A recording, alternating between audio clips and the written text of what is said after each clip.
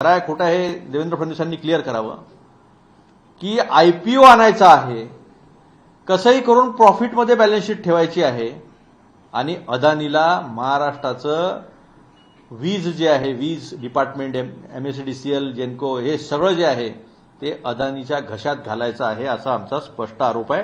याच्यावर देवेंद्र फडणवीसांनी जे आहे ते क्लिअर करावं, हे खरं आहे की खोटं आहे. काल नागपूरला या संदर्भामध्ये जनसुनावणी झाली, त्याचं कारण असं आहे की 28 मार्च 2025ला जे धोरण लागू झालेलं होतं ते धोरण योग्य होतं, लोकांना ते पटलेले होतं. त्याच्यामध्ये तोटा कमी होता, फायदा जास्त नव्हता, तरी लोकांनी ते मान्य केलं होतं. पण आता ते बदलण्यासाठी सुप्रीम कोर्टामध्ये सगळ्या लोकांना जावं लागलं जनहित याचिका घेऊन, आणि सुप्रीम कोर्टाने झापलं, एमएसडीसीएलला झापलं आणि पुन्हा एकदा जे आहे ते जनसुनावणी घेण्याकरता सांगितलं. मागचं जे धोरण आहे ते जनसुनावणी न घेताच यांनी राबवण्याचा प्रयत्न केला होता. आता ज्या जनसुनावण्या झाल्या त्याच्यामध्ये कशावर ऑब्जेक्शन घेतलेलं आहे की तुम्ही ग्रीन इनिशिएटिव्ह नावाचं धोरण आणलं आणि त्या ग्रीन इनिशिएटिव्ह धोरणाच्या निमित्तानं तुम्ही हे सांगितलं की कोळशावरचा अवलंबित्व जे आहे ते कमी करायचं आहे. मग कोळशावरचं अवलंबित्व कमी करायचं असं असताना तुम्ही पीपीए म्हणजे पॉवर परचेस अग्रीमेंट हे 25 वर्षासाठी मागच्या 5 वर्षामध्ये का केलेत? तुमच्याकडे सौर ऊर्जा म्हणजे सोलर ऊर्जेचं अतिरिक्त उत्पादन आहे. मग ते अतिरिक्त उत्पादन असताना तुम्ही कोळशावरचं अग्रीमेंट्स तुम्ही पीपीए पॉवर परचेस अग्रीमेंट जास्त का केले? हा आमचा दुसरा प्रश्न आहे. तिसरा प्रश्न हा आहे की पॉवर परचेस अग्रीमेंट करण्यापेक्षा तुम्ही बॅटरी स्टोरेज जर वाढवलं असतं तर दिवसभरामध्ये जी सौर ऊर्जा निर्माण होते ती स्टोअर करून तुम्हाला संध्याकाळी वापरता आली असती. तुमचं धोरण होतं की 2026 पर्यंत 16,000 मेगावॉट सोलरमधून वीज निर्माण करायची आणि 3 रुपये युनिटच्या दराने वीज द्यायची. आम्हाला वाटलं वा सामान्य माणसाला दिलासा मिळेल, मोठ्या प्रमाणावर जे उद्योग महाराष्ट्र सोडून दुसरीकडे चाललेले आहे ते जाणार नाहीत आणि एकंदरीत रोजगार निर्मिती सुद्धा होईल. पण कथनी आणि करणीमधलं अंतर असं आहे की ह्या गोष्टी वास्तविकता घडताना दिसत नाही. आता आमचा विदर्भ हा उष्णकटिबंधीय प्रदेश, मोठ्या प्रमाणावर आमच्याकडे नागपूरमध्ये तर 45-46 डिग्रीपर्यंत टेम्परेचर जातं. तुम्ही 10,880 करोड प्लस जे आहे ते क्लीन एनर्जी प्रोजेक्ट म्हणून 2026 पर्यंत गुंतवणूक करण्याचं ठरवलेलं आहे. मग कोळशाचा अग्रीमेंट कशासाठी? पॉवर परचेस अग्रीमेंट थर्मलचे म्हणजे कोळशापासून निर्माण होणाऱ्या विजेचं तुम्ही का बरं करता आहात? हा आमचा पहिला प्रश्न आहे. आता याच्यामध्ये जे छोटे उद्योजक निर्माण झालेले होते, ज्याला आपण एमएसएमई म्हणतो, छोटे आणि मध्यम लघु उद्योग, याच्यामध्ये पण लोक वीज निर्मिती करत होते आणि त्याच्यामध्ये पीक अवर्समध्ये त्यांना कॉम्पन्सेशन मिळायचं. दिवसभरामध्ये जी वीज निर्माण केली संध्याकाळी वापरलं त्याचं कॉम्पन्सेशन मिळायचं. त्याचा वेळ होता संध्याकाळी 6 ते रात्री 10 पीक अवर्सचा. आता हा पीक अवर्सचा वेळ बदलवून संध्याकाळी 5 वाजतापासून रात्री 12 वाजेपर्यंत केला. म्हणजे हे 3 तासाचं जे फायदा त्यांना मिळत होता आणि त्याच्यामधनं त्यांचा रिटर्न ऑफ इन्व्हेस्टमेंट म्हणजे जी गुंतवणूक केलेली आहे त्याचा परतावा जो आहे तो परतावा 5 वर्षात मिळणार होता. उदाहरणार्थ सांगतो, प्रत्येकजण आपापल्या घरी 8 किलोवॉटचं, 9 किलोवॉटचं, 10 किलोवॉटचं आपल्या घरी कॅप्टिव्ह पॉवर लावतो. म्हणजे आपण सोलर म्हणतो, आम्ही सोलर लावलाय, आता आम्ही सोलरपासून वीज घेतो. आता त्याची संध्याकाळी वीजच घेणार नाही. आता त्याची संध्याकाळी वीज न घेतल्यामुळे त्याला जे वाटत होतं की माझं वीज बिल कमी होईल, माझा खर्च कमी होईल, तो खर्च कमी होणार नाही. आता एवढ्यावरच त्यांचं मन थांबलं नव्हतं. त्यांनी 10 किलोवॉटच्या वरती जर कोणी वीज घेतली, 10 किलोवॉटच्या वरती जर त्याचं कन्झम्पशन असेल तर त्याला याच्यातला कुठलाही फायदा मिळणार नाही. म्हणजे सोलर लावलं काय आणि सोलर नाही लावलं काय, म्हणजे जो खर्च त्यांनी 4 लाख रुपये 5 लाख रुपये केला असेल तो गेला सगळा पाण्यात. त्याचं रिटर्न ऑन इन्व्हेस्टमेंट आता पहिले जे 6 वर्षात येणार होतं ते आता 5-6 वर्षांनी वाढून 10-12 वर्षात जाईल. म्हणजे मग तुम्ही ही पॉलिसी आणून सामान्य माणसासोबत तुम्ही धोकाधडी करतात की नाही याचं उत्तर सुद्धा जे आहे ते देवेंद्र फडणवीस यांनी आम्हाला नक्कीच द्यावं. आता आपण पाहिलं असेल की आमचे काही प्रश्न आहेत. देवेंद्र फडणवीसांनी सांगावं की बाजूचे शेजारी राज्य जे आहे त्या शेजारी राज्यामध्ये सर्वात कमी दर इलेक्ट्रिसिटीचे का आहेत? आपण जर पाहिलं तर आपल्या लक्षात येईल की महाराष्ट्रामध्ये ₹16.50 ते 21 रुपयापर्यंत जातं. कमर्शियल ₹16 इंडस्ट्रियल ₹16 आणि हॉटेल इंडस्ट्री वगैरे जी असेल ती 21 रुपयापर्यंत जाते. आपण पाहिलं असेल गुजरातमध्ये ₹5.5 ते ₹6.5 आहे. तामिळनाडूमध्ये ₹6.25 ते ₹7.25 आहे. तेलंगणामध्ये ₹6 ते ₹7 आहे. महाराष्ट्रामध्ये मात्र ₹10.50 ते ₹11.50 आहे. म्हणजे काय गंमत लावलेली आहे. आपणही वीज त्याच्यातूनच निर्माण करतो, शेजारचे राज्य सुद्धा त्याच्यातूनच वीज निर्माण करतात. तर मग ही जी वीज निर्मिती आहे ही किती महागात पडते आपल्याला आणि महाराष्ट्राला ही महागात का पडते याचं उत्तर जे आहे ते राज्य शासनाला देणं गरजेचं आहे. आता ही जी नवीन अशी जी पॉलिसी आहे ही वारंवार 3 वेळा याच्या सुनावण्या झाल्या, 3 वेळा बदलली, सुप्रीम कोर्टात लोकांना जावं लागलं आणि आता पुन्हा त्याच्या जनसुनावण्या चालू आहे. मी काल स्वतः काँग्रेसतर्फे विरोधी पक्ष म्हणून काल नागपूरच्या जनसुनावणीमध्ये उपस्थित राहून हे सगळे प्रश्न जे आहे ते MERC समोर मांडले.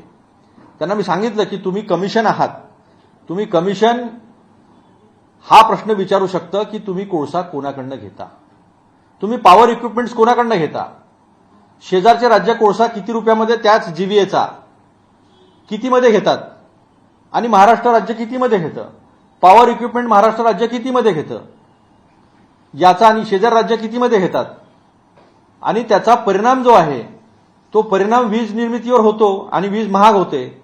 हे खरं आहे का? कारण शेवटी ज्यांच्याकडनं आपण वीज घेतो विकत प्रायव्हेट सेक्टर्सकडनं त्यांच्याकडे कोळसा कितीचा येतो त्याचा पैसा टाकला जातो, कॅपिटल कॉस्ट टाकला जाते म्हणजे पॉवर इक्विपमेंटचे लेबर कॉस्ट आणि हे सगळं करून जे आहे ते कॉस्ट टाकून त्याच्यावर काही नफा जो आहे तो करून दर जो आहे तो वाढ दिला जातो. या नवीन दरवाढीप्रमाणे आपल्याला सांगतो मी की प्रत्येक याच्यात सामान्य माणसाला 16% वाढ जी आहे ती सहन करावी लागणार आहे. म्हणजे पावर देवेंद्र फडणवीसांनी प्रत्येक वर्षी 10% कमी करून 50% आम्ही हा वीज दर जो आहे कमी करणार होतो हे सांगितलं होतं.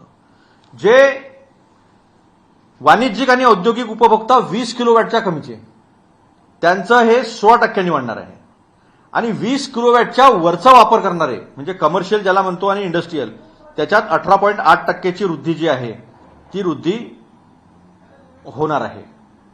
आता ह्याचं पूर्ण हे जे आहे हे चार्ट मी तुम्हाला देणार आहे की टॅरिफ कंपॅरिझन जे आहे स्लॅबपासनं जे आहे टॅरिफ कंपॅरिझन मी चार्ट दिलेला आहे की महाराष्ट्राचं किती आहे, गुजरातचं किती आहे, कर्नाटकाचं किती आहे, तेलंगणाचं किती आहे, म्हणजे डोमेस्टिकचं किती आहे, कमर्शियलचं किती आहे आणि इंडस्ट्रीयलचं किती आहे. मग या सरकारला जे निवडून दिलेलं आहे तसे तर हे चोरून आले, वोट चोरी करून आलेले आहे, पण आपण एक वेळा असं गृहीत धरलं की तुम्हाला लोकांनी निवडून दिलेलं आहे तर तुम्हाला लोकांनी सामान्य माणसाला, शेतकऱ्याला, तरुणाला, युवकांना लुटण्यासाठी निवडून दिलेलं आहे का याचं सुद्धा उत्तर जे आहे त्या सरकारनं दिलं पाहिजे. आता पहा डोमेस्टिकमध्ये पहा की हायर अपर स्लॅब जे आहे त्या प्रति युनिट किती आहे, 4.4 रुपये ते 12 रुपये 8 पैसे. गुजरातमध्ये किती आहे, 3 रुपये ते 5 रुपये 20 पैसे. कर्नाटकामध्ये 3 रुपये 70 पैसे ते 7 रुपये 30 पैसे आणि तेलंगणामध्ये 2 रुपये ते 10 रुपये. Higher upper slabs, moderate slabs, mid range slabs आणि लो एंट्री स्लॅब्स. या सगळ्या गोष्टी ज्या आहे या दुहेरी मार कसा बसतो बघा की सामान्य माणसाला वीज दर जो आहे तो परवडत नाही.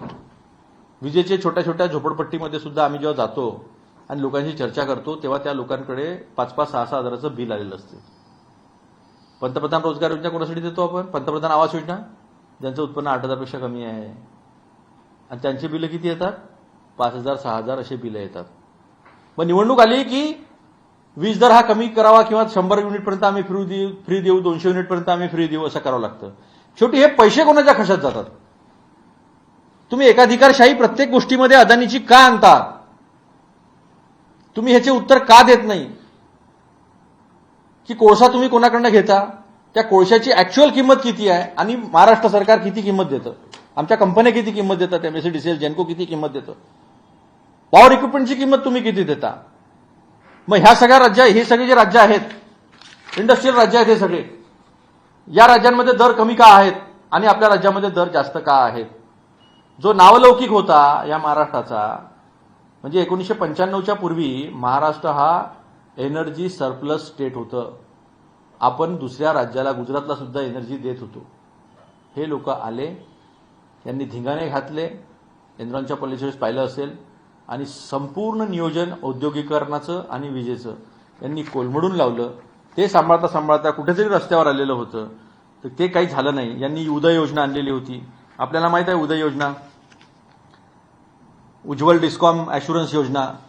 त्याच्यामध्ये बॉन्ड काढणे, लॉंग टर्म बॉन्ड काढणे, डेप्ट असिम्युलेशन करणे, म्हणजे कर्ज पुनर्नियोजन करणे आणि कर्जमुक्त करण्याच्या दिशेने प्रयत्न करणे. कुठल्या योजना यांच्या यशस्वी झालेल्या आहे? कोणता लोकांना याच्यात फायदा झालेला आहे? तुम्ही सांगता की आम्ही 10% कमी करू आणि आता 16% तुम्ही वाढवून राहिले. ॲव्हरेज जे आहे ते 20 ते 40% बिलं वाढणार आहेत. लोकांनी तुमच्या म्हणण्याप्रमाणे सोलर प्रोजेक्ट्स घरी लावले, काही कंपन्यांनी कॅप्टिव्ह प्रोजेक्ट्स लावले, वीज निर्मिती केली, ग्रीडमध्ये टाकली. तुम्ही तिथे पॉलिसी चेंज करून पुन्हा थर्मल पॉवर विकत घेण्यासाठी सांगता. ग्रीन इनिशिएटिव्ह म्हणून तुम्ही एक धोरण आणता. त्या धोरणामध्ये सांगता की कोळशावरचं आम्ही अवलंबित्व कमी करणार, पण इकडे कोळशाच्याच कंपन्यांसोबत तुम्ही पॉवर परचेस अग्रीमेंट जास्त करता आणि जे सोलर आपल्या इथं निर्माण होत आहेत ते करत नाहीत. मग तुम्ही कुसुम योजना कशासाठी आणली? त्याच्यामध्ये तुम्ही 16,000 मेगावॉट जे आहे ते निर्माण करणार, त्याच्यातली गुंतवणूक कशासाठी आणली? तुम्ही बॅटरीज ठेवणार नाही. बॅटरी ठेवून तुम्ही स्टोरेज बँकिंग जे आहे तेच जर तुम्ही केलं नाही, एनर्जी बँकिंग केलं ना, तर तुम्हाला संध्याकाळचं तुम्ही पीक आवर्स कमी करता. मग तुम्ही छोटे उद्योगधंदे मारून राहिले. रोजगार निर्मिती आपल्या इथं होणार नाही.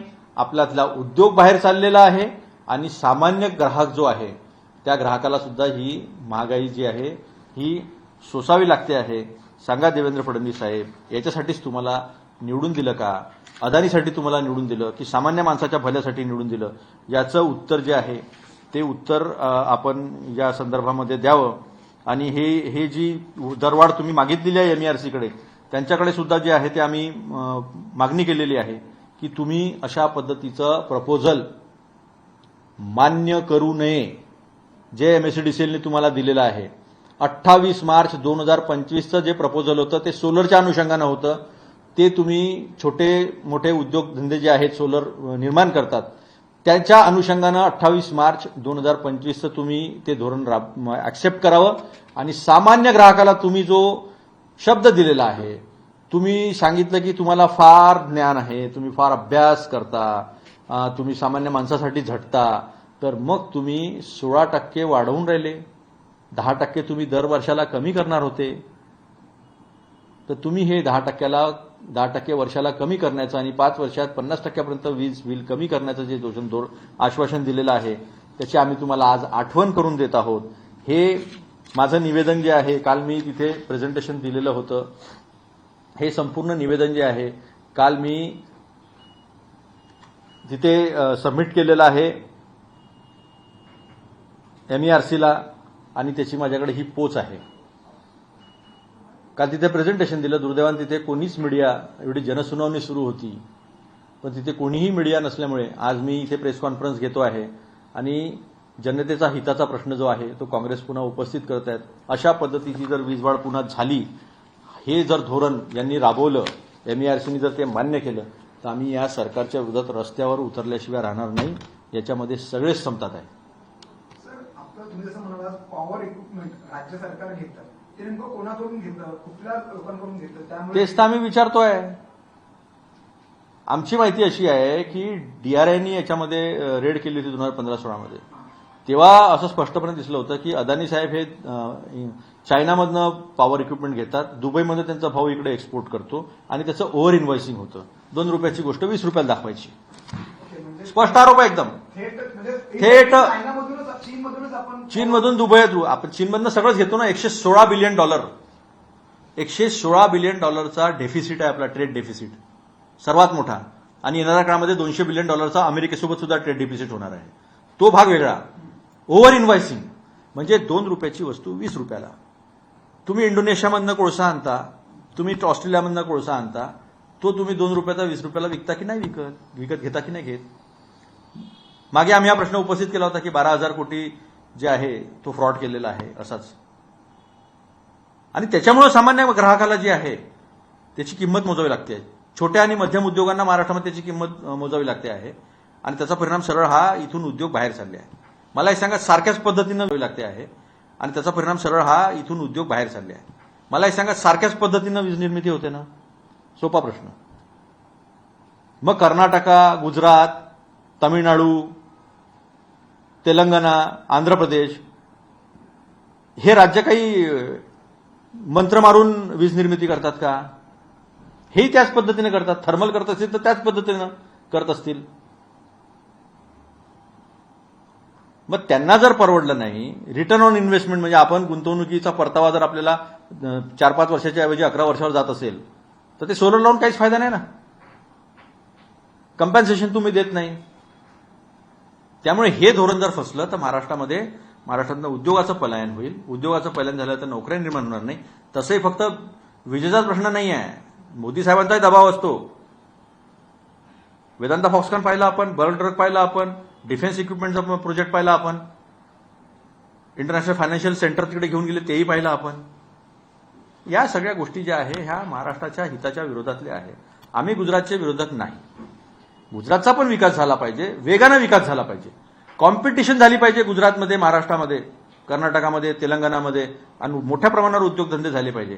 पण तुम्ही जे गुजरातमध्ये होऊ शकत नाही, माझा हाही प्रश्न आहे की तुम्ही वेदांता फॉक्सकॉनचा सेमीकंडक्टर चिपचा प्रोजेक्ट तिकडे घेऊन गेले, धोलेरामध्ये काय झालं? धोलेरा ही 2002 मध्ये त्यांनी इस्टॅब्लिश केलेली औद्योगिक वसाहत आहे आणि त्यांनी सध्या जगातली सर्वात 5 स्टार वसाहत राहणार आहे. काहीच झालं नाही तिथे अजूनपर्यंत. मी जाऊन पाहून आलो आहे, काहीच नाही तिथे. आणि तिथलं टेम्परेचर पण अलाउ करत नाही, तिथलं इकोसिस्टम पण नाही आहे. ज्या पद्धतीचं वेदांता फॉक्सकॉनसाठी सेमीकंडक्टर चिपच्या प्रोजेक्टसाठी लागत होतं ते सुद्धा नाही आहे. सर, काल तुम्ही जनसुनावणीच्या वेळेस उपस्थित राहिला, तुम्ही स्वतःचं निवेदन दिलं, तर इथे त्या संस्थेकडनं, त्या मॉनिटराईज करणाऱ्या वीज दरवाढ करणाऱ्या संस्थेकडनं काही म्हणणं मांडण्यात आलं का या सगळ्या? नाही, त्यांनी ऐकून घेतलं. जनसुनावणी होती काल, वेगवेगळे स्टेक होल्डर्स तिथे होते. जनप्रतिनिधी म्हणून मी एकटाच होतो आणि मी सामान्य जनतेची भूमिका जास्त मांडली, कारण की हा डायरेक्ट प्रश्न भुर्दंड पडणार आहे. 51% लोक देशामध्ये आपल्या, फक्त महाराष्ट्रात नाही, कर्ज घेऊन जगतात आहे.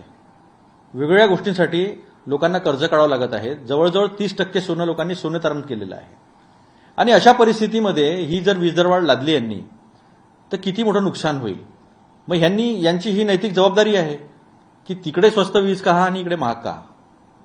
इकडे सोलर पॉवर जास्त असताना बॅटरी बँकिंग, स्टोरेज बँकिंग करून सवलती देण्यापेक्षा तुम्ही पॉवर परचेस अग्रीमेंट त्याच कंपन्यांसोबत 20-25 वर्षाचा का करतात?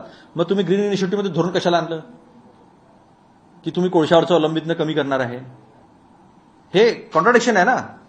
म्हणजे तुम्हाला आयपीओ आणायचा आहे असा आरोप आहे. माझी अशी माहिती आहे की ही जी जनसुनावणी 3 वेळा घेण्यात आलेली आहे आणि हे 3 वेळा धोरण ज्या बदलण्याचा प्रयत्न केलेला आहे, ही फक्त मार्चपर्यंत न्यायचं आहे ओढत आणि बॅलन्स शीट प्रॉफिटमध्ये दाखवायची आहे, आयपीओ काढायचा आहे आणि अदानीच्या घशामध्ये संपूर्ण एमएससीबी जी आहे, तिन्ही कंपन्या ज्या आहेत त्या टाकण्याचा आहे, असं आमची माहिती आहे. ती खरी की खोटी सांगावी. परंतु एकीकडे मुख्यमंत्री म्हणतात की एकीकडे ते असं म्हणतात की हा सगळा कोळशाचा जो काही वापर करून वीज निर्मिती केली जाते ती बंद करून आपल्याला पारंपरिक ऊर्जा स्रोतांकडे जायचं आहे. त्यासाठी वेगवेगळे मार्ग आहेत. आता पवनचक्क्यांद्वारे वीज निर्मिती असेल किंवा सोलार प्लांट, हायड्रो आहे. तर अशातून वीज निर्मिती करायची आहे. मग हे कोळसा विकत घेणं आणि त्याच्यामधनं वीज निर्मिती करणं, हे तुम्ही सांगितलं कॉन्ट्राडिक्शन आहे. हा सगळा भुर्दंड, त्याला दबावही म्हणता येईल. आता एक नवीन सिनॉनिम काढा, कॉन्ट्राडिक्शन इज इक्वल टू दबाव. मग कोणत्या नेत्याचा दबाव आहे दिल्लीतल्या आणि कोणत्या व्यापाऱ्याचा दबाव आहे, ह्याचं सुद्धा बिटवीन द लाईन्स जे ते पाहिलं पाहिजे. मी तुम्हाला पॉलिसी सांगतो काय आहे. 36 गिगावॉट टू 81 गिगावॉट बाय 2030.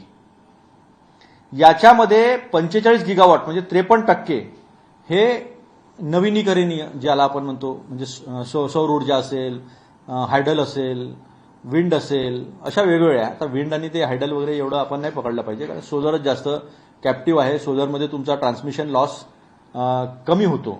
त्याच्यामधला उद्देश तो पण आहे की aggregate technical and commercial losses जे आहे, AT&C ज्याला म्हणतो, aggregate technical and commercial losses, ते सुद्धा कमी करण्याचा जो प्रयत्न आहे तो सोलरमध्ये जास्त होऊ शकतो. आणि सोलरमध्ये इनफ आपल्याकडे प्रोडक्टिव्हिटी आहे. प्रायव्हेट सेक्टरमध्ये पण छोटे छोटे प्लांट्स आहेत याच्यामध्ये, मध्यम आणि छोट्या उद्योगांमध्ये. त्याचा मी डिटेल्ड अभ्यास केला. ग्रीन इनिशिएटिव्हचा अजूनही आहे, 300 करोड झाडं लावणार आहे. ते आम्ही 33 करोड झाडं शोधून लावलं, मुनगंटीवारांनी लावलेले, ₹1,500 पर झाड. झाडावर झाड लावलं होतं का माहित नाही, कारण की जी स्पेस आहे महाराष्ट्रामध्ये उपलब्ध, त्या स्पेसमध्ये 33 करोड झाड कुठे लागणार. आता हे 300 करोड झाडाचं टार्गेट आहे यांच्या ग्रीन इनिशिएटिव्हमध्ये. टार्गेट ह्यूज एकदम, म्हणजे काय पाहायचं कामच नाही आहे. तर काय आहे यांची उदय योजनाचं काय झालं, त्याचं नाव उज्ज्वल डिस्कॉम ॲश्युरन्स योजना. नावं एकदम ॲक्रॉनिम्स जबरदस्त असतात. पण सामान्य माणसावरचा भुर्दंड आणि बेरोजगारी निर्माण करणारं धोरण काँग्रेस अजिबात मान्य करणार नाही. ही जी पॉलिसी आहे ती कधीपर्यंत राज्य सरकार राबवण्याच्या 5 वर्षासाठी असते. याचं नाव आहे मल्टी इयर टॅरिफ पॉलिसी, बहुवार्षीय वीज दर धोरण. हे 5-5 वर्षांनी येत असतं. लगेच हे करणाऱ्या सगळ्या गोष्टी की काय? हा झालं ना, आता त्यांनी हिअरिंग केलं ना, काल नागपूरमध्ये झालं, मला वाटतं सगळ्या डिव्हिजनमध्ये झालं हिअरिंग. आम्ही नोंदवला. आम्ही आमचा विरोध जो आहे तो अतिशय स्ट्रॉंगली आम्ही काल नोंदवला आहे तिथे. आणि दुर्दैवाने तिथे मीडिया नव्हता, मला माहित नाही का नव्हता, अलाउ केलं नव्हतं की काय, ते तुमच्या लोकांना जास्त माहीत असेल. पण ही जी परिस्थिती आहे, ही परिस्थिती माझी आपल्या सर्वांना विनंती आहे, हा सामान्य माणसाचा प्रश्न आहे. हा औद्योगिक महाराष्ट्र म्हणून जगामध्ये we are a 16th largest economy. Maharashtra हे स्वतःमध्ये एक इंजिन आहे, देशाचं ग्रोथ इंजिन आहे. आणि त्याला अशा पद्धतीनं जर हर्ट करत असेल तर देवेंद्र फडणवीसांनी हे लक्षात घ्यावं की ते महाराष्ट्राचे मुख्यमंत्री आहे. ही 5 वर्ष जर मोजले तर मला वाटतं ते सर्वात वसंतराव नाईकांच्या जवळपास जातील.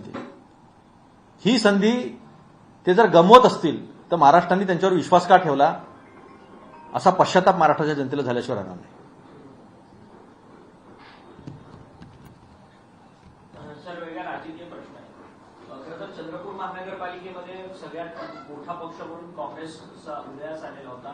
परंतु अचानकपणे अशी काही समीकरणं बदलली की तिथे भाजपचा महापौर बसलाय. भाजपने शिवसेना उद्धव बाळासाहेब ठाकरे पक्षाच्या नगरसेवकांबरोबर तिथे युती करत त्यांची सत्ता बसवली आणि भाजपचा महापौर तिथे झालेला आहे. आणि स्थायी समितीचं अध्यक्षपद हे ठाकरेंच्या सेनेकडे जाताना पाहायला मिळतंय.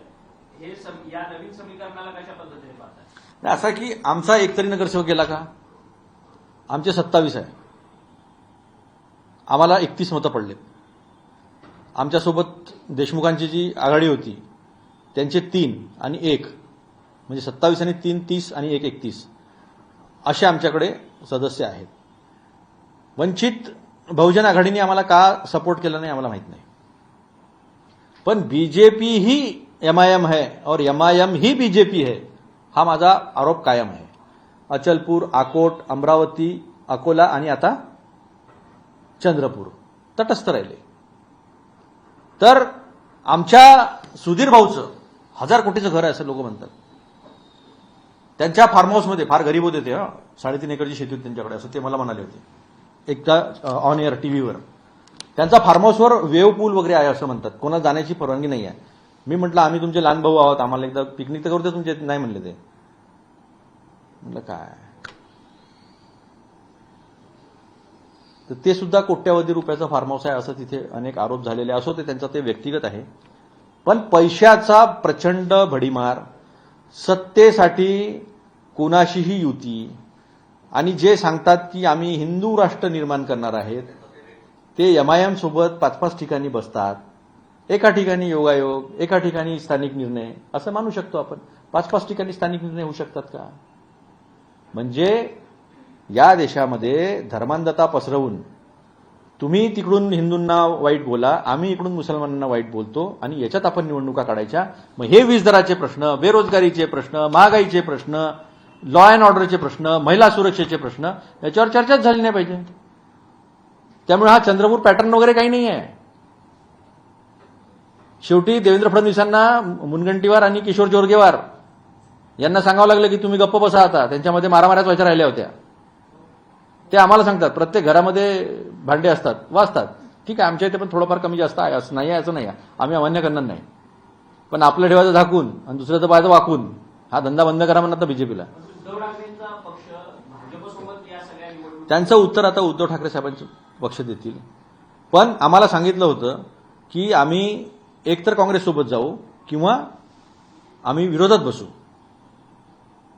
असं आम्हाला स्पष्टपणे आपण पाहिलं असेल संजय राऊत साहेबांच्या प्रेसमध्ये पण काल सकाळी ते बोलले होते. त्यामुळे तसंही आमचं 31चं गणित बसत होतं, 23 आणि 31 असं होतं ते. पण वेळेवर वंचित आणि MIM जे आहे ते तटस्थ राहिले, मतदानाला आले नाही आणि शिवसेना उद्धव बाळासाहेब ठाकरे जे आहे ते BJP सोबत गेले. हा फरक पडला. परंतु संदीप गिर्रे जे त्यांचे जिल्हाध्यक्ष आहेत उभाटाचे, ते म्हणतात की आम्ही वारंवार काँग्रेससोबत या सगळ्या संदर्भात चर्चा करायला जात होतो, सत्ता कसं स्थापन करायचं आणि काय वाटाघाटीच्या चर्चा होत्या, परंतु त्यामध्ये कुठेतरी अपमानजनक वागणूक जी आहे ती शिवसेना उद्धव बाळासाहेब ठाकरे पक्षाला मिळत होती, अशा पद्धतीचा एक आरोप. हे छान झालं, म्हणजे मी त्या प्रक्रियेत होतो म्हणून मला माहिती आहे. अदरवाईज माझ्याकडे उत्तर नसतं. मी सुद्धा परवा चंद्रपूरमध्ये होतो. आणि अपमानाची वगैरे वागणूक ही BJP देत असते, काँग्रेस नसते देत. 10 वर्ष आम्ही आघाडीचं सरकार केंद्रात चालवलं, राज्यात 15 वर्ष चालवलेलं आहे. आतापर्यंत व्यवस्थित महाविकास आघाडीमध्ये सगळं काम झालं, कधी अपमानित झालं नाही. आता कसं ते म्हणू शकतात?